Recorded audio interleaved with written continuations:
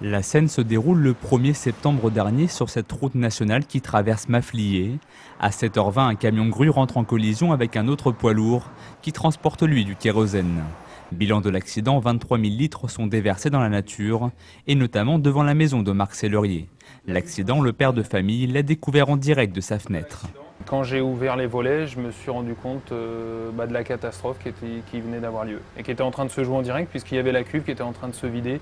Et là, quand j'ai vu le liquide jaunâtre et qui commençait à mousser au sol et les fortes odeurs qui sont rentrées, j'ai réveillé toute la famille pour que tout le monde se prépare parce que je me doutais bien qu'il fallait évacuer les lieux sans aller assez loin. Mais finalement, Marc est resté dans cette maison qu'il habite depuis 7 ans.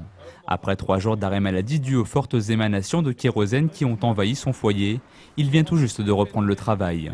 Un bol d'air frais dans un quotidien devenu difficilement vivable. On se rend compte que ça fait 7 jours que ça a eu lieu.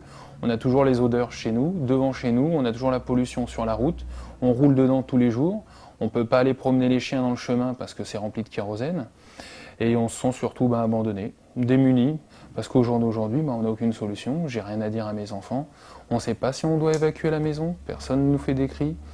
À l'oral, les gens sont un peu vagues. Personne ne veut s'avancer sur quoi que ce soit. Recouvert par un sable absorbant, la pollution reste encore bien visible. Au-delà des maisons qui donnent sur la nationale, ce chemin a également souffert de la coulée de kérosène, et notamment le petit ruisseau qui borde ce passage. Une pollution écologique qui risque de durer et de coûter cher. Un problème auquel devront répondre rapidement assureurs et experts, sous l'œil attentif des riverains.